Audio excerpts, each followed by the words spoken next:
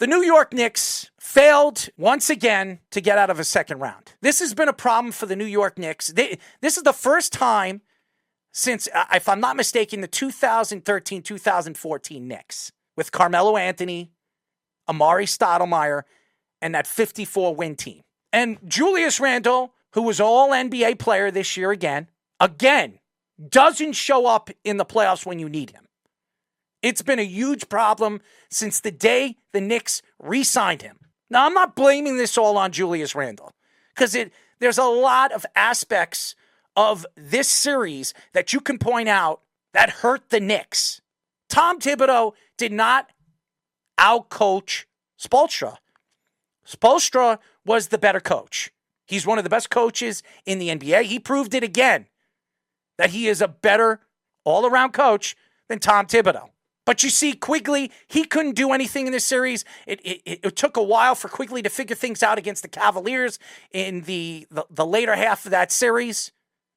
Obi Toppin, he's had problems throughout this series on shooting, and he was really, really good against the Cavaliers. He wasn't as good as he was against the Cleveland Cavaliers, against the Miami Heat, maybe because Miami's a better defensive team, a better team all around. My problem against the Knicks in this series was you played against a team that had 2 G-level players on your roster. Miami played 2 G-level players in the playoffs. The Knicks' talent from top to bottom, even their bench, all season long, was one of the best benches in the league. As a matter of fact, Quigley was runner-up for Sixth Man of the Year. As we all know, the Boston Celtics Brogdon won it. But Quigley was one of the best players off the bench in the league all season long.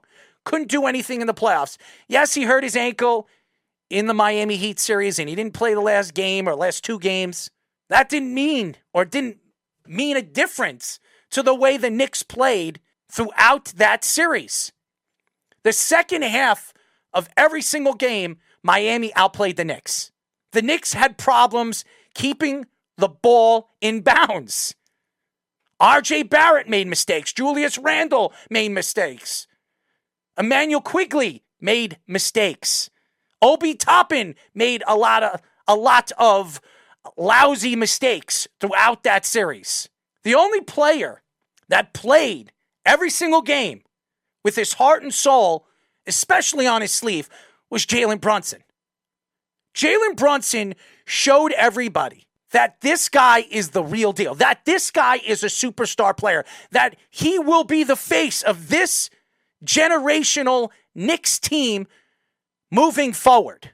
It's not Julius Randle. It's not Obi Toppin. It's not RJ Barrett. The one thing Leon Rose did in the offseason last year, besides bringing in the best acquisition in the offseason in Jalen Brunson, he re-signed RJ Barrett to a friendly deal, a Knicks-friendly deal.